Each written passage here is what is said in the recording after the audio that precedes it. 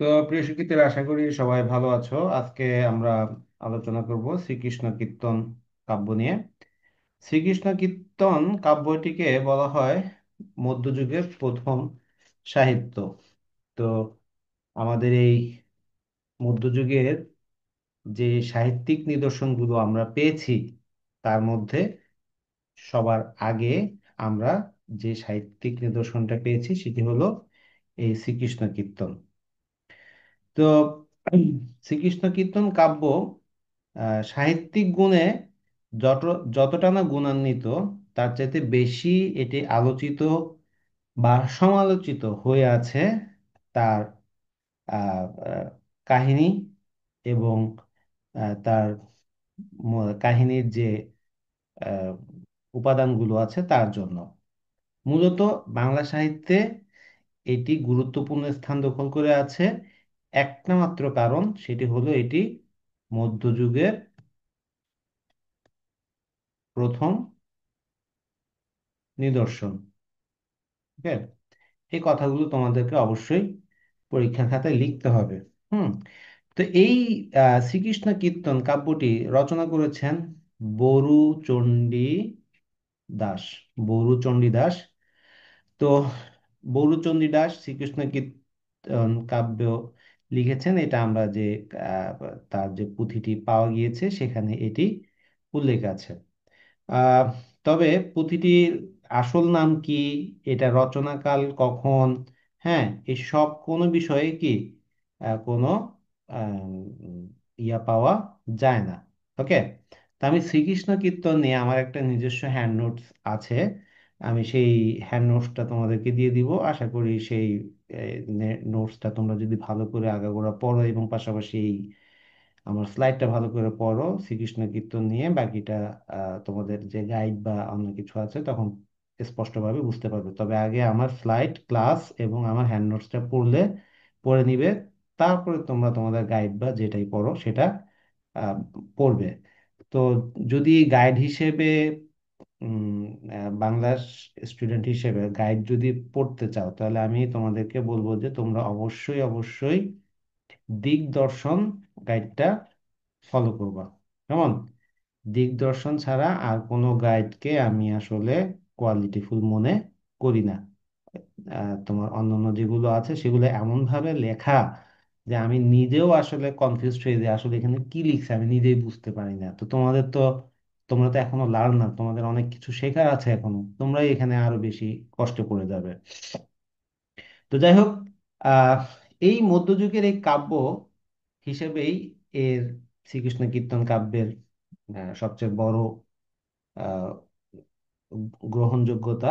আমাদের প্রাচীনতম যে কাব্য আছে, যে প্রাচীন কাব্যের সাহিত্যের নিদর্শন চর্যাপদ, এর পরে বাংলা সাহিত্যের আর কোনো নিদর্শন পাওয়া যায় না। পাওয়া গেছে শ্রীকৃষ্ণ কীর্তন। তো শ্রীকৃষ্ণ কীর্তন এই কাব্যটি যিনি আহ, আবিষ্কার করেছিলেন তার নাম হচ্ছে বসন্ত রঞ্জন রায় বিদ্যৎ বল্লভ। উচ্চারণ হবে কি বিদ্যৎ বল্লভ। হ্যাঁ। এটা নিয়ে আমার একটা মজার ঘটনা আছে। এটা ওই আমি যখন আহ, আমি অনার্স সেকেন্ড ইয়ারে আমাদের করতে হবে, আমাদের প্রতি ইয়ারে ভাইবা হতো। তো এখন ওই আমি ভাইবা দিতে গেছি, তো তখন আমাদেরকে এটা পড়ানো হচ্ছে। পড়ানো বলে বলে যে এটা কে আহ করছে, হ্যাঁ, মানে লিখেছেন। তো ওই রাজশাহী ইউনিভার্সিটি থেকে একজন এক্সটার্নাল এসেছিলেন। তা আমি বললাম বসন্ত রঞ্জন রায় বিদ্যুৎ। বলে কি, আমি স্যার বিদ্যুৎ। তারা বলে যে আমি স্যার এটা উচ্চারণ আমার মুখ দিয়ে আসে না। হ্যাঁ, আমার উচ্চারণ আসে না। তো স্যার আমাকে করতে গেলে তো আমার জিহ্বা হয়ে যায়, জিহ্বা। তো বলে যে আসা আমার সাথে পড়ো বিদ্যৎ বল্লভ। বিদ্যৎ বল্লভ, ঠিক আছে? আশা করি তোমরা এখন আর সেই ভুলটা করবে না। তো শ্রীকৃষ্ণ কীর্তন কাব্যের আমাদের হচ্ছে মধ্যযুগের প্রথম নিদর্শন সাহিত্যিক কাব্য, এবং এটা হচ্ছে প্রথম আখ্যান কাব্য। হুম। আখ্যান কাব্য কি? আখ্যান কাব্য মানে হচ্ছে যে তোমার আখ্যান মানে হচ্ছে গল্প। একটা গল্প কবিতার মাধ্যমে একটা গল্প যখন কি করা হয়, লেখা হয়, তখন সেটাকে বলা হয় আখ্যান কাব্য। আমাদের মধ্যযুগের সাহিত্যে আমরা যে মনসা মঙ্গল, চণ্ডী মঙ্গল, এগুলা ইয়াতে পড়েছিলাম, সেকেন্ড ইয়ারে পড়েছিলাম, তাই না? ওগুলো কি প্রত্যেকটা আখ্যান কাব্য ছিল। তো আহ, এই যে শ্রীকৃষ্ণ কীর্তন, এটা বসন্ত রঞ্জন রায় বিদ্যুৎ বল্লভ কোথা থেকে কিভাবে আবিষ্কার করলেন, সবকিছু এখন আমরা কি আলোচনা করব। তো তোমাদেরকে আমি যে নোটসটা দিব, আমি এটা একটু বলে রাখি, তোমরা নোটসটা দয়া করে কারোর সাথে শেয়ার করবে না, হ্যাঁ? কারণ এই নোটসটা আমি দিচ্ছি আমার, আমি একটা বই লিখতেছি, হ্যাঁ, সেই বইয়ের ইয়ে হিসেবে আমি নোটসটা দিচ্ছি, ইয়ে করেছি, তৈরি করেছি। অনেক বই ঘেটে, এগুলোতে ইতিহাস অনেক বড়, অনেক কিছু লিখলে অনেক কিছু লেখা যায়, কিন্তু এটা একটা সামারি আকারে আমি একটা ইয়ে লিখতেছি, সেটারই আমার যে রাইটিং পার্টটা সেটা তোমাদেরকে আমি দিব। তো শ্রীকৃষ্ণ কীর্তন মধ্যযুগের আদিকাব্য, এটি কোনো একক কবির কি ছিল, প্রথম রচনা। আমরা চর্যাপদটা যেটা পেয়েছি, একক কবির প্রথম রচনা। আমরা চর্যাপদ যেটা পেয়েছিলাম সেখানে 25 জন 26 জন মতান্তরে কি ছিলেন, রচনা রচয়িতা ছিলেন, কিন্তু মধ্যযুগের একমাত্র আদিকাব্য হচ্ছে কি শ্রীকৃষ্ণ কীর্তন, যেটা কোনো একজন কবি কি রচনা করেছিলেন। তো এই যে চর্যাপদটা ছিল 24 জন কবির 51টি পদ, আর শ্রীকৃষ্ণ কীর্তন শুধু কবি একজন কবি কি রচনা করেছে, যার নাম কি, বরু চণ্ডীদাস। বরু কি চণ্ডীদাস। এই বিবেচনায় বরু চণ্ডীদাস, বরু চণ্ডীদাস মধ্যযুগের কি আদি কবি। আমাদের তাহলে আমাদের যদি প্রশ্ন আসে মধ্যযুগের আদি কবি কে, মধ্যযুগের আদি কবি হচ্ছে কি বরু চণ্ডী দাস। ওকে। তো শ্রীকৃষ্ণ কীর্তন একই সাথে কাহিনী কাব্য, ওই যে আখ্যান কাব্য বলেছিলাম আমি, এটা কি একই সাথে কি একটা কাহিনী কাব্য। তো এই কাহিনী কাব্যের মূল বিষয় কি, কাহিনী কাব্যের মূল বিষয় হচ্ছে রাধা কৃষ্ণের প্রণয় কাহিনী। হ্যাঁ, এই রাধা এবং কৃষ্ণ, রাধা কৃষ্ণ হচ্ছে প্রণয় কাহিনী। এখানে রাধা মূলত জীবাত্মা, কৃষ্ণ হচ্ছে কি পরমাত্মা। জীবাত্মা এবং পরমাত্মার, পরমাত্মা মানে সৃষ্টিকর্তা, জীবাত্মা মানে হচ্ছে যে কি সৃষ্টি, হ্যাঁ, আর পরমাত্মা মানে হচ্ছে সৃষ্টি কর্তা। তো এই আহ রাধাকৃষ্ণের প্রণয় কাহিনী নিয়েই মূলত ইয়েটা লেখা হয়েছে, এই কাব্যটি লেখা হয়েছে। এখন রাধা এবং কৃষ্ণ, তারা রাধা হচ্ছে তোমার দেবী লক্ষ্মী, আর কৃষ্ণ হচ্ছে আমাদের যে বিষ্ণুদেব, বিষ্ণু দেবতা বিষ্ণুর ইয়া অবতার। তো এখানে দেবতা বিষ্ণুর অবতার কৃষ্ণ এবং রাধা তার স্ত্রী, আহ, এই তারা এই পৃথিবীতে এসে তাদের যে মিলন হয়েছে সেটাই নিয়ে একটা কাহিনী হওয়ার কথা ছিল, তাদের প্রণয় কাহিনী, তাদের প্রেমের কাহিনী মূলত এটা হিসেবে এসেছে। কিন্তু আমরা শ্রীকৃষ্ণ কীর্তন কাব্যে রাধা কৃষ্ণের যে মহা আধ্যাত্মিক রূপ, বা আমরা যে সৃষ্টিকর্তা সৃষ্টি এরকম যে চিন্তা ভাবনা করি, উচ্চ মার্গীয় রূপটা যেটা আমরা কল্পনা করি, সেটা কিন্তু আমরা শ্রীকৃষ্ণ কীর্তন কাব্যে দেখতে পাই না। ওকে। তো এটা কিভাবে আবিষ্কার হয়েছিল সেটা এখানে আমরা আলোচনা করব এখন। 1909 সালে, খেয়াল করো কত সালে, 1909 সালে বসন্ত রঞ্জন রায় ভারতের পশ্চিমবঙ্গের বাঁকুড়া জেলায় কাকিল্যা গ্রাম থেকে, এগুলো খুবই গুরুত্বপূর্ণ ইনফরমেশন, এগুলো একদম ভালো করে মুখস্থ করে ফেলতে হবে, গ্রাম থেকে শ্রীকৃষ্ণ কীর্তনের পুঁথি কি করেন, আবিষ্কার করেন। এটি পাওয়া যায় কার কাছে, দেবেন্দ্রনাথ মুখোপাধ্যায়ের গোয়াল ঘরের মাচার উপর থেকে তিনি কি এটা পান। দেখো একটা জিনিস, এত গুরুত্বপূর্ণ একটা জিনিসকে গোয়াল ঘরের মাচার উপরে রেখে দিছে। হ্যাঁ, এবং প্রতিটির একটা চিরকুট পাওয়া যায়, সেই চিরকুট থেকে জানা যায় যে 250 বছর আগে বিষ্ণুপুরের রাজগ্রন্থশালায় এটি কি রাখা ছিল। এর প্রথম দুটি পাতা, মাঝের কয়েকটি পাতা এবং শেষের গুলো পাওয়া যায় না, শেষের পাতাগুলো পাওয়া যায় না। এই কারণে কিন্তু আমরা শেষের কবিতার শেষে কি হয়েছিল সেটা আমরা জানতে পারি না। প্রতিটা পাতলা তুলোর কাগজে হালকা কালিতে লেখা, এতে 3 প্রকার লিপি পাওয়া যায়। লিপি মানে কি, আমরা যে বাংলা লিখি, এটা এটা হচ্ছে ব্রাহ্মী লিপির একটা অংশ, খরোষ্ঠী লিপি। হ্যাঁ, এই মানে যে বর্ণমালা বা ইয়াগুলো আছে সেটা কোথা থেকে আসে সেটাকে বলা হয় লিপি। ওকে। তো 3 প্রকারের লিপিতে আমরা এটা দেখা যায়। একটা হচ্ছে প্রাচীন লিপি, একটা প্রাচীন লিপির হুবহু অনুকরণ লিপি, ও পরবর্তীকালের লিপি। বসন্ত রঞ্জন রায় নিজে পুঁথিটি সম্পাদনা করেছেন। সম্পাদনা করেছেন মানে হচ্ছে যে ওই যে প্রাচীন লিপিতে লেখা সেখান থেকে তিনি বাংলা এটাকে কনভার্ট করেছেন। এরপর 1916 খ্রিস্টাব্দে কলকাতার বঙ্গীয় সাহিত্য পরিষদ থেকে শ্রীকৃষ্ণ কীর্তন নাম দিয়ে তিনি এটা প্রকাশ করেন। তিনি কিন্তু নাম দিয়েছিলেন কি?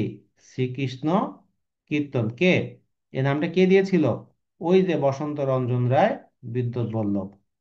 চর্যাপদের পর এটি প্রাচীনতম বাংলা সাহিত্যের নিদর্শন। কারো মতে এটি মূল গ্রন্থটির নাম ছিল কি? শ্রীকৃষ্ণ সন্দর্ভ। হ্যাঁ, কারো কারো মতে এটার নাম ছিল শ্রীকৃষ্ণ সন্দর্ভ, কিন্তু কাব্যটি খণ্ডিত বলে কাব্য রচনার সন্তারিখও কি জানা যায় না। তোমাদের যদি এখন প্রশ্ন আসে যে শ্রীকৃষ্ণ কীর্তন কাব্য কোন সনে রচিত হয়েছিল, তখন তোমাদের অ্যান্সার হবে কি? শ্রীকৃষ্ণ কীর্তন কাব্যটি খণ্ডিত বলে এটা কোন সনে রচিত হয়েছিল তা জানা যায় না। তো নামকরণ নিয়ে অনেক কথা আছে। বসন্ত রঞ্জন রায় শ্রীকৃষ্ণ কীর্তন শিরোনামে গ্রন্থটি প্রকাশ করলে এর নামকরণ নিয়ে মতবিরোধ আছে। প্রাচীন পুঁথিগুলোতে সচরাচর প্রথম বা শেষ পাতায় পুঁথির নাম লেখা থাকে। এখন যেমন আমাদের বইয়ের প্রথম বা ইয়াতে কি নাম লেখা থাকতো, আগের দিনে কি করতো এরকম শেষ পাতাতেও অনেক সময় নাম লেখা থাকতো। কিন্তু এই যে পুঁথিটা আমরা পেয়েছি গোয়ালঘরে, হ্যাঁ, গোয়ালঘরে যে পুঁথিটা পাওয়া গেল সেটার প্রথম ও শেষ পাতা কিন্তু কি পাওয়া যায়নি। তোমাদের এখানে প্রশ্ন আসতে পারে যে পুঁথির কোন কোন পাতা পাওয়া যায়নি, প্রথম ও শেষ পাতা। ফলে পুঁথির নামটা আমাদের অজানাই থেকে যায়। তো পরবর্তীকালে কোনো পুঁথিতে বরচণ্ডী দাস বা তার গ্রন্থের কোনো উল্লেখ পাওয়া আমরা যাই না। মনে করো যে কোনো একটা আমরা বই লিখি বা তোমরা সাহিত্যের ইতিহাস পড়ছো না, ওখানে লেখা থাকে না অমুকে অমুক এটা লিখছে, তমুকে ওইটা লিখছে। তো এরকম করে কোথাও আমরা এরকম কোনো গ্রন্থের নাম উল্লেখ পাই নাই। তাই তাই পুঁথি আবিষ্কারক নিজেই তার নামকরণের সময় পুঁথির কাহিনী বিচার করে এই লোক ঐতিহ্য অনুসারে এটার একটা নামকরণ দেন শ্রীকৃষ্ণ কীর্তন। পুঁথির ভিতরে পাওয়া যে আমরা চিরকুট পেয়েছিলাম, পুঁথির ভিতরে একটা চিরকুট পেয়েছিলাম না, সেই চিরকুটে লেখা ছিল কি শ্রীকৃষ্ণ সন্দর্ভ। কিন্তু যেহেতু বসন্ত রঞ্জন রায় বিদ্যুৎ বল্লভ তিনি এটা আবিষ্কার করেছেন, তিনি এটা সম্পাদনা করেছেন, তিনি তাই নাম দিয়েছিলেন কি শ্রীকৃষ্ণ কীর্তন। তো শ্রীকৃষ্ণ কীর্তনের কাহিনী, শ্রীকৃষ্ণ কীর্তনের কাহিনীর তোমাদের এখানে টোটাল 13টা খণ্ডে কাহিনীটা লেখা আছে। তোমাদের এখানে এই পুরো কাহিনীর খণ্ডগুলো ভালো করে জানা থাকতে হবে। আর স্পেশালি তোমাদের এখানে বইতে পাঠ্য করা আছে বা তোমাদের সিলেবাসে দেয়া আছে, সেটা হলো যে তোমার শ্রীকৃষ্ণ কীর্তনের বংশী খণ্ড এবং বিরহ খণ্ড। হ্যাঁ, এই বংশী খণ্ড এবং বিরহ খণ্ডটা নিয়ে ভালো করে তোমাদের পড়তে হবে। তো আমরা আসি এখানে কাব্যটা পাঠ করা শুরু করি। শ্রীকৃষ্ণ কীর্তনের কাহিনী হচ্ছে কাব্যের প্রধান চরিত্র তিনটি। এই তিনটা চরিত্র নিয়েই পুরো কাব্যটি রচিত হয়েছে। একটা হচ্ছে কৃষ্ণ, রাধা এবং আরেকটা বরাই। ভগবান বিষ্ণুর দশম ও শেষ অবতার রূপে কৃষ্ণের জন্ম হয়। অন্যদিকে দেবী লক্ষ্মী কি জন্ম নেয় রাধা রূপে। কিন্তু শ্রীকৃষ্ণ কীর্তন কোনো দেবদেবীর কি কাহিনী না। ওই যে বলেছিলাম আগে, যে আধ্যাত্মিক চিন্তা আমরা করেছি সেই আধ্যাত্মিক চিন্তা কিন্তু আমরা এখানে দেখতে পাবো না। এই কাহিনী কৃষ্ণ গ্রামের একজন রাখাল বালক, আর রাধা হলো কি আরেকজনের গোয়ালা বধূ। ওকে, সুতরাং শ্রীকৃষ্ণ কীর্তন একটি গ্রামীণ প্রণয় কাব্য। আমরা যদি কাহিনী বিচার করি, এখানে কৃষ্ণের রাধা, কৃষ্ণের মামি ছিল, কৃষ্ণের মামি ছিল কে? রাধা। মানে কৃষ্ণ প্রেম করছে তার মামির সাথে। তোমাদের হয়তো বা মনে হচ্ছে যে নাউজুবিল্লাহ, এটা কি জিনিস, কৃষ্ণ মামির সাথে প্রেম করছে। হ্যাঁ, তো এখন আমাদের এটা বিবেচ্য বিষয় না। আমাদের বিবেচ্য বিষয় হচ্ছে যে কি এখানে কেন আমরা আহ এই কাব্যটা আলোচনা করব। আমাদের এখানে আমাদের মূল আলোচ্য বিষয় হচ্ছে যে এর ভাষা। এখানে এটা কোনো ধর্মীয় ইয়া না। হিন্দু ধর্মের যারা আছে তাদের কাছে এটা একটা আলাদা সিম্পেথি বা আলাদা একটা ইয়া মনে হলেও আমাদের এখানে বিশ্লেষণ করতে গেলে আমাকে এইসব জিনিস বাদ দিয়ে বিশ্লেষণ করতে হবে। আমি যেমন কৃষ্ণের মামি ছিল রাধা এটা নিয়ে যেমন আমরা ঘৃণা প্রকাশ করতে পারবো না, আমাদের এখানে আহ, ধর্মীয় বিষয়টা নিয়ে আবেগও প্রকাশ করতে পারবো না। আমরা একদম নিরপেক্ষভাবে এই জিনিসটা কি আলোচনা করব। তো রাধা হলো একজন গোয়ালা বধূ এবং কৃষ্ণ হচ্ছে গ্রামের একজন রাখাল বালক, এবং শ্রীকৃষ্ণ কীর্তন একটি গ্রামীণ প্রণয় কাব্য এই কারণেই বলা যায়। তো রাধা কৃষ্ণের প্রণয় সহযোগী ভূমিকা পালন করেছে এক বুড়ি যার নাম কি? বড়াই। তো কাহিনীতে দেখা যায় রাধাকে পাওয়ার জন্য কৃষ্ণ নানাভাবে চেষ্টা করে এবং শেষ পর্যন্ত সফলও হয়। এক কথা বলা যায় বিষ্ণুর অবতার রূপে কৃষ্ণের জন্ম, বড়াই সহযোগিতায় রাধার সাথে তার প্রণয়, এবং শেষে রাধাকে ত্যাগ করে কৃষ্ণের চিরতরে কোথায় যায়? মথুরায় গমন করে। এই হলো শ্রীকৃষ্ণ কাব্যের মূল উপজীব্য। ওকে। তো আমরা এখানে শ্রীকৃষ্ণ কাব্যের কিন্তু টোটাল 13টা খণ্ড আছে। 13টি খণ্ড, মানে 13টি খণ্ড বা 13টি চ্যাপ্টার। হ্যাঁ, এখানে জন্মখণ্ড, তাম্বুল খণ্ড, দান খণ্ড, নৌকা খণ্ড, ভার খণ্ড, এই 13টা খণ্ড তোমরা মুখস্থ করে ফেলবা। 13টা খণ্ড মুখস্থ করে ফেললে কি হবে? এই যে 13টা খণ্ড, এগুলো কি কি? এগুলো মুখস্থ করে ফেলবা।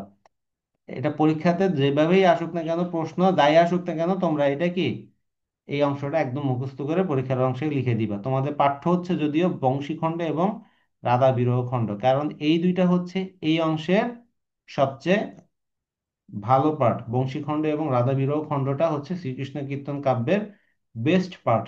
এই জন্য এটা তোমাদের পাঠ্যতে অন্তর্ভুক্ত করা হয়েছে। কিন্তু আমাদের পরীক্ষার খাতায় শ্রীকৃষ্ণ কীর্তন নিয়ে প্রশ্ন যাই আসুক না কেন, আমি ওই যে কোথা থেকে আবিষ্কার হয়েছে, কে আবিষ্কার করছে, কত সালে প্রকাশ হয়েছে, মূল কাহিনীটা কি, এই 13টা খণ্ড কি, এগুলো একদম ভালো করে মুখস্থ খণ্ডে আমি কি ইয়ে করে দিব।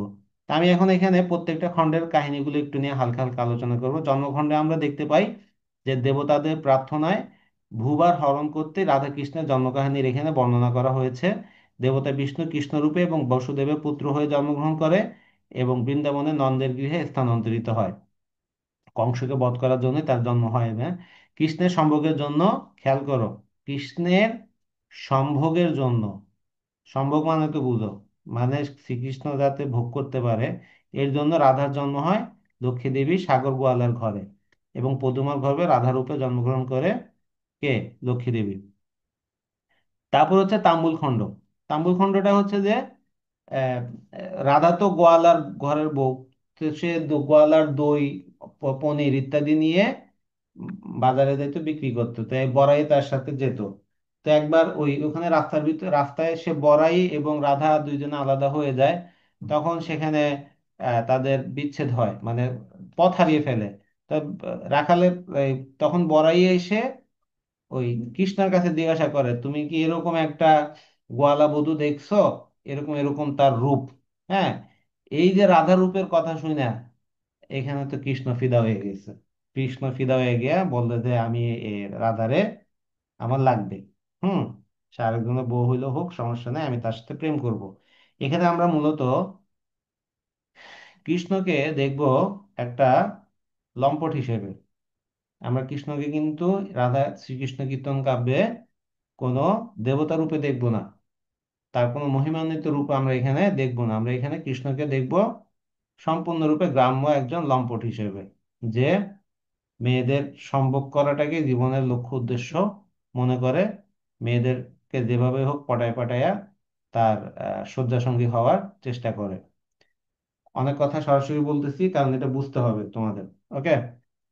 তো যাই হোক, তাম্বুল খণ্ডে রাধার অসাধারণ রূপের কথা শুনে বড়াইয়ের নিকট কে? কৃষ্ণ। তাই কৃষ্ণ বড়াইয়ের মাধ্যমে এই যে আয়ান ঘোষের, রাধা যার বউ ছিল তার নাম কি ছিল? আয়ান ঘোষ। এই আয়ান ঘোষ ছিল আবার নপুংসক। নপুংসক মানে কি? যার সেক্স করার, যেই ছেলের সেক্স করার ক্ষমতা নাই। হ্যাঁ, আমি তোমরা ক্লাস হেডফোন দিয়ে করো, আশেপাশের কেউ শুনলে কিন্তু আমার মারবে আবার, বুঝছো? রাধার জামাই ছিল কে? আয়ান ঘোষ। তো আয়ান ঘোষ তার নপুংসক থাকায় এবং ইয়া হয়। তো সে আয়ান ঘোষের স্ত্রী কে ছিল? রাধা। রাধা ছিল অসম্ভব রূপবতী। তো এবং এই রাধাকে পটানোর জন্য কৃষ্ণ তখন কি করে? তাম্বুল, তাম্বুল মানে কি? পান। সেই পান সুপারি দিয়ে বড়াইয়ের মাধ্যমে রাধার কাছে প্রেরণ করে। তো রাধা তো আর জানে না যে আমি, সে লক্ষ্মী দেবী, দেবী লক্ষ্মী। হ্যাঁ, সে তো তখনও তার ওই বয়সটা হয় নাই, মাত্র টিনেজ বয়স, বয়স 12, 13, 14 বছর এরকম হয়েছে আর কি। তো এই জন্য সে তখন কি করে ওই তাম্বু, মানে যে পান সুপারি যা দেয় সেগুলোকে সে প্রত্যাখ্যান করে এবং পায়ে লাথি মেরে ফেলে দেয়। এরপর আসে দানখণ্ডে। হ্যাঁ, এই দানখণ্ডে কি হয়, এই কৃষ্ণ রাধার যে ওই যে দুধের পসরা, মানে যে ইয়ে করে কাঁধে করে নিয়ে যায় যে, হ্যাঁ, সেগুলো নষ্ট করে। হ্যাঁ, এবং এই নষ্ট করে দেওয়ার পিছনে তাকে সাহায্য করছিল কে? বড়াই। বড়াই সাহায্য করে।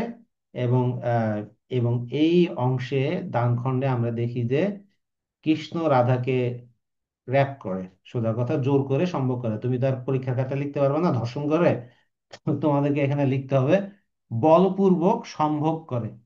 ওকে, সাহিত্যের স্টুডেন্ট হিসেবে অনেক কথা একটু ঘুরাই ফিরে লিখতে হবে, তুমি এখানে ওটা কথা লিখতে পারবে না। এরপর আসে নৌকাখণ্ড। হ্যাঁ, নৌকাখণ্ডে কি হয়, যমুনার যে কান্ডারি সেজে এই যে উম, যে গোপী যারা আছে, মানে রাধার যে বান্ধবী যারা ছিল, তাদেরকে পার করে, একে একে করে পার করে। এবং সে আহ, শেষ ইয়েতে রাধাকে নেয়। রাধাকে নিয়ে সেখানে নৌকার ভিতরে আবার তাকে আরেকবার কি করে, র্যাপ করে। ওকে, আবার ধর্ষণ করে, মানে এখানে আবারও সম্ভোগ করে, নৌকা ডুবাই দেওয়ার ভয় দেখিয়ে ইয়ে করে। কিন্তু শেষ পর্যন্ত নৌকা ডুবে যায়, রাধাও কি সাঁতার কেটে নৌকার এ থেকে উঠে। এরপরে আসে ভারখণ্ড। ভারখণ্ডে মানে এখানে ওই রাধা বাজারে তার ইয়াগুলো নিয়ে যায়। তো রাধার কষ্ট হচ্ছে দেখে তখন কৃষ্ণ সেগুলো আবার কি নিজের কাঁধে নেয়। এটা হচ্ছে রাধার পসরা গুলোকে সে ভর ইয়ে করে, এবং নানা ধরনের কথাবার্তা হয়, এগুলো আমরা ভারখণ্ডে দেখতে পাবো। এরপর আসে ছত্রখণ্ড। ছত্র মানে হচ্ছে ছাতা। হ্যাঁ, ছাতা। এখানে ছত্রখণ্ডে রাধাকে সূর্যতাপ থেকে রক্ষা করার জন্য কৃষ্ণ একটা ছাতা রাধার মাথার উপরে ধরে রাখে। এই খণ্ডে রাধা কৃষ্ণকে প্রতিদানের আশ্বাস দেয়। প্রতিদান মানে হচ্ছে, মানে এর আগে তো দুইবার তাকে জোর করে ধর্ষণ করছিল, এইবার এসে সে বলতেছে মানে আমি তোমাকে দেহ, মানে মানে সে রাজি হয় আর কি, সে ইয়ে করার জন্য প্রতিদানের আশ্বাস প্রদান করা মানে। এরপরে আসতেছে বৃন্দাবন খণ্ড। বৃন্দাবন খণ্ডে গোপীদের সাথে আহ আহ, কৃষ্ণ বিহার করে বনের ভিতরে, এবং সেখানেই রাধা কৃষ্ণের কি হয়, আবার মিলন হয়, মানে এবার উইলিংলি তাদের ইয়েটা হয়েছে। এরপর 8 নম্বরে কালীয় দমন। কালীয় দমন হচ্ছে একটা সাপ, একটা নাগ, বিষাক্ত নাগ, তাকে দমন করার জন্য কৃষ্ণ ইয়া করে। এবং এই খণ্ডে কৃষ্ণ কি করে, মানে ওই যে যে গোপীদের সাথে পানিতে, মানে ওই যে রাধার বান্ধবীদের সাথে গোসল করে। হ্যাঁ, গোসল করে, এবং বান্ধবীরা তো পানিতে নামছে কাপড় চোপড় খুলে। হ্যাঁ, সে তখন কি করে, কৃষ্ণ কি করে, ওই রাধার বান্ধবীদের সবার কাপড় চোপড় চুরি করে নিয়ে যায়।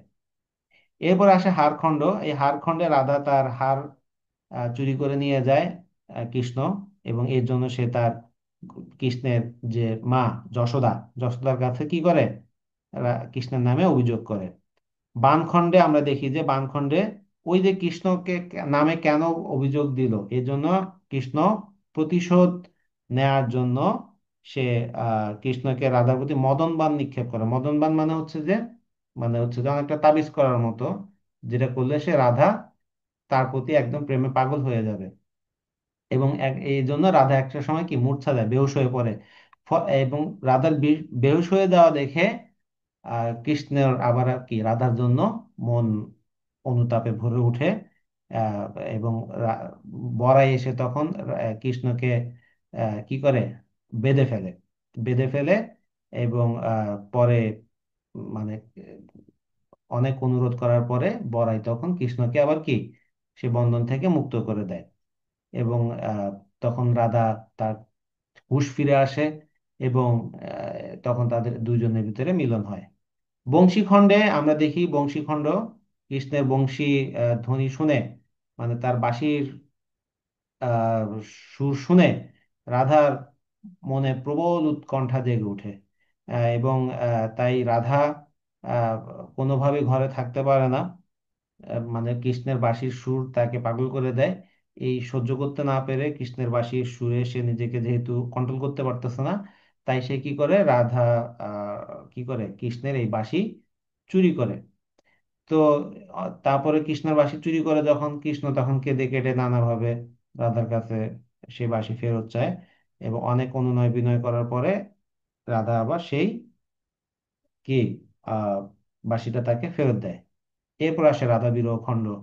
রাধা বিরহ খণ্ডে আহ তাদের দুইজনের আবারও কি হয় হয় এবং স্বাভাবিকভাবেই রাধা তখন ঘুমায় দেয়। হ্যাঁ, আর কৃষ্ণ তো মধু খেয়ে ফেলছে। ওকে, এখন আর রাধার দরকার নাই, সে তখন কি করে, রাধাকে ত্যাগ করে চলে যায় কংসকে বধ করার জন্য, মথুরায় চলে যায়। এরপরের অংশটা আমরা আর কি কাব্যে আমরা পাই না। এরপরে এই 13টা রাধা বিরহ খণ্ডে এতটুকু এসে আমরা পাই, এরপরে আর পাই না। এবং এই যে শ্রীকৃষ্ণ কীর্তনের কাব্যটা, এটা ভগবত থেকে কি কিছু নেওয়া হয়েছে, কিছু পংক্তি কাব্য ইয়ে থেকে নেওয়া হয়েছে, জয়দেবের গীত গোবিন্দ থেকে নেওয়া হয়েছে, পদ্ম পুরাণ, বিষ্ণু পুরাণ, এই নানা ধরনের কাহিনী থেকে কিছু কিছু অংশ নিয়ে এই জিনিসটা তৈরি করা হয়েছে। তো শ্রীকৃষ্ণ কীর্তনের এটা একটা সংস্কৃত কাব্য, গীত গোবিন্দ থেকে আখ্যান দেবে সংলাপের আকারে কি এটা রচিত। এই যে সংলাপের মতো করে এখানে যেহেতু আছে ব্যাপারটা, তাই এখানে কিছুটা কি আছে, নাট্যগুণ আছে, মানে নাটকের গুণ আছে। এতে প্রাচীন বাংলা নাটকের একটা কি আমরা আভাস পাই। আমাদের আধুনিক সাহিত্যের একটা অন্যতম অঙ্গ হিসেবে ধরা হয় নাটক। হ্যাঁ, নাটককে বলা হয় আমাদের ইংরেজরা আসার পরে আধুনিক কালের সৃষ্টি। কিন্তু আমাদের যে এই শ্রীকৃষ্ণ কীর্তন কাব্য, এটাতে আমাদের যে আহ, সেলিম আল দীন, হ্যাঁ, সেলিম আল দীন নামে আমাদের একজন বিখ্যাত সাহিত্যিক আছেন, নাট্যকার আছেন। তিনি একটা গবেষণা করে দেখিয়েছেন যে কি এই শ্রীকৃষ্ণ কীর্তন কাব্যটার সাথে আমাদের প্রাচীন নাটকের একটা সম্পর্ক পাওয়া যায়। তা আমাদের নাটক যে প্রাচীন মধ্যযুগেও ছিল, সেটা তিনি এখানে প্রমাণ করেন। নাটক আমাদের সাহিত্যে কোনো আধুনিক যুগের সৃষ্টি না, এটা মধ্যযুগেও পাওয়া যায়। তো যাই হোক, মনে করা হয় যে পূর্বকালে স্থূল রঙ্গরসের যে ধামাইল গান প্রচলিত ছিল তা থেকে কবি এর আখ্যান ভাগ গ্রহণ করেছেন। স্থূল রঙ্গরসের ধামাইল, এর জন্য শ্রীকৃষ্ণ কীর্তনকে অনেকে কীর্তন না বলে ধামাইল বলে। ধামাইল মানে হচ্ছে যে ধামাইল গান। এই ধামাইল গানটা কিন্তু যেটা স্থূল রঙ্গরস, মানে কিছু কথা আহ, খুব অশ্লীল কথা বলে, তাই না? সেই যেমন তোমরা হয়তো এই গানটা শুনছো, আর যামুনা বেগুন খেতে বেগুন তুলিতে, ওখানে অশ্লীল কথা, অশ্লীল ইঙ্গিত দেওয়া হয়, তাই না? তো ওইটাগুলাই হচ্ছে ধামাই। হ্যাঁ, সেই স্থূল রঙ্গরস বলতে সেই অশ্লীল কথা, অশ্লীল ইঙ্গিত যেগুলো দেওয়া হয় সেগুলোকে এখানে বলা হয়েছে। সেই ধামাইল আকারেই এটি রচিত হয়েছিল এবং সেখান থেকে তিনি এর গল্পটা, আখ্যান ভাগ বা গল্প অংশটা কি গ্রহণ করেছেন। তারপরে যে আরো এরকম অনেক ইয়ে আছে, আমরা সেগুলো নিয়ে পরে আলোচনা করব। আমরা এখন চলে যাব এই শ্রীকৃষ্ণ কীর্তন কাব্যের যে বড়ুচণ্ডী দাস লেখক, তাকে নিয়ে আলোচনা করব। তো বড়ুচণ্ডী দাস শ্রীকৃষ্ণ কীর্তন কাব্যের রচয়িতা। তার কাব্যের 3টা ভণিতা পাওয়া যায়। ভণিতা মানে কি? ভণিতা মানে হচ্ছে যে ভূমিকা, আমরা যেটাকে ওই যে আমরা এখনকার সময় লেখে, তাই না? এখনকার সময় অনেকে এগুলো লিখে যে কেন তিনি এই বইটা লিখছেন। হ্যাঁ, তো তিনিও এখানে 3টা ভণিতা পেয়েছেন, বড়ু চণ্ডীদাস, এবং সেখানে 3টা ভণিতাতে তার নাম 3 রকম আসছে। একটা নাম আসছে বড়ু চণ্ডীদাস, একটা শুধু চণ্ডীদাস, আর একটা অনন্ত বড়ু। ওকে, আমরা জানি যে চৈতন্য পূর্ববর্তী কালের মানুষ কে এই বড়ু চণ্ডীদাস। চৈতন্য পূর্ববর্তী, চৈতন্যটা কে? আমরা চৈতন্য হচ্ছে বৈষ্ণব ধর্মের প্রবর্তক। ওকে, শ্রী চৈতন্য দেব, যিনি কি করেছিলেন, বৈষ্ণব ধর্মমত প্রচার করেছিলেন। বৈষ্ণব ধর্মমত প্রচার কেন করেছিলেন? বৈষ্ণব ধর্মমত প্রচার করার অন্যতম কারণ ছিল 1204 সালে যখন ইখতিয়ারউদ্দিন বখতিয়ার খিলজি বাংলা জয় করলেন, তখন দলে দলে মানুষ ইসলাম ধর্ম গ্রহণ করতে লাগলো। তো একটা সময় হিন্দু ধর্ম একটা বিলুপ্ত হওয়ার আশঙ্কা তৈরি হলো। তো তখন চৈতন্যদেব নবদ্বীপে জন্মগ্রহণ করেন এবং তিনি চিন্তা করতে লাগলেন যে কেন হিন্দু ধর্ম মানুষ ত্যাগ করতেছে, সবাই কেন দলে দলে ইসলাম ধর্ম গ্রহণ করতেছে। তো তখন তিনি দেখতে পেলেন যে এই হিন্দু ধর্মে জাতপাত প্রথার কারণে নিম্ন বর্ণের হিন্দুরা অত্যন্ত করুণ জীবনযাপন করে। এই কারণে ইসলাম ধর্মে যেহেতু কোনো জাতপাত নেই, তাই সবাই ইসলাম ধর্মে কনভার্ট হচ্ছে। তো তখন তিনি একটা নতুন হিন্দু ধর্মকে সংস্কার করে নতুন একটা ধর্মমত প্রচার করলেন, সেটার নাম কি ছিল? বৈষ্ণব ধর্ম। সেই বৈষ্ণব ধর্মের প্রচার করার জন্য তিনি কি করলেন? রাধা কৃষ্ণের প্রেমকে উপজীব্য করে লেখা চণ্ডীদাস নামে আরেকজন লেখক ছিলেন, সেই লেখকের কাব্যগুলো তিনি পাঠ করতেন। এই বড়ু চণ্ডীদাস, চণ্ডীদাস, অনন্ত বড়ু যেই হোক না কেন, তারা সবাই ছিল চৈতন্যের জন্মের আগের কবি। তো 15 শতকের দিকে তিনি জীবিত ছিলেন, তার বাড়ি বীরভূম জেলার নান্নর নামক গ্রামে। এ, কার কথা বলা হচ্ছে? 15 শতকের সময় যে জীবিত ছিলেন, এই যে এই যে এই যে বড়ু চণ্ডীদাসের কথা বলা হচ্ছে। কারো মতে তার জন্ম বাঁকুড়া জেলার ছাতনায়। তো যাই হোক, শ্রীকৃষ্ণ কাব্যের কিছু অংশ খণ্ডিত বলে বড়ু চণ্ডীদাস সম্পর্কে তেমন কিছু জানা যায় না। সম্পাদক বসন্ত রঞ্জন রায়ের সংগৃহীত তথ্য অনুসারে কবির জন্মকাল 1403 সালে, অথবা 1417 বা 1386 থেকে এত সময়ের মধ্যে। অন্য মতে 1325 খ্রিস্টাব্দে। ডক্টর শহীদুল্লাহর মতে তিনি 1370 থেকে 1473 খ্রিস্টাব্দে জন্মগ্রহণ করেছিলেন। এই হচ্ছে এগুলো তোমাদের এগুলো এত ইনফরমেশন যদি পারো লিখতে পারলে ভালো, না পারলে নাই। কিন্তু তোমার যে তিনটা এই অংশটুকু, হ্যাঁ, এই যে এতটুকু অংশ খুব ভালো করে কি শিখে ফেলবে। তো শ্রীকৃষ্ণ কীর্তন কাব্যের রচনাকাল, এটা কখন রচনা করা হয়েছে এটা নিয়ে মতবিরোধ আছে। কারণ মতবিরোধটা কিরকম? আমরা যে একটা চিরকুট পেয়েছিলাম শ্রীকৃষ্ণ কীর্তন কাব্যের ভিতরে, সেটি 1089 বঙ্গাব্দের। তো সেই হিসেবে এটি 1682 খ্রিস্টাব্দে লেখা হয়েছে এবং বন বিষ্ণুপুরে রাজগ্রন্থাগারে সংগৃহীত ছিল। পুঁথিটি অবশ্যই এই চিরকুট অপেক্ষা কি প্রাচীনতর। মনে হয় চিরকুট অপেক্ষা প্রাচীনতর কেন বললো কথাটা? বইটা লেখা হয়েছে আরো আগে। বইটা পড়ে কেউ কোনো নোটস নিয়েছে, তারপরে সেই চিরকুটটা ওখানে রেখেছে, তাই না? তাহলে এটা আর চিরকুট নতুন, বইটা পুরাতন। তো রাখাল দাস বন্দ্যোপাধ্যায় বলেছেন যে এই পুঁথি 1358 খ্রিস্টাব্দের পূর্বে সম্ভবত চতুর্দশ শতাব্দীর প্রথমার্ধে কি লেখা হয়েছে। তো সুকুমার সেনের মতে শ্রীকৃষ্ণ কীর্তনের লিপিকাল 18 শতকের শেষার্ধে। তো তোমরা এখানে যতটুকু বার ইনফরমেশন মনে রাখার চেষ্টা করবা। আর যদি না পারো মিনিমাম সুকুমার সেনের ইনফরমেশনটা তোমরা কি দেখার চেষ্টা করবে। তো আজকে এতটুকুই রাখি, আমার গলা দিয়ে আর আওয়াজ বেরোতে চাচ্ছে না।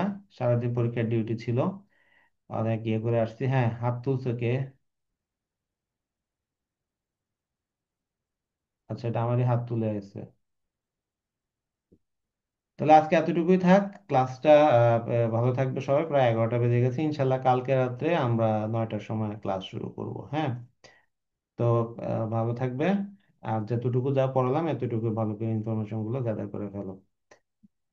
ওকে, আল্লাহ হাফেজ।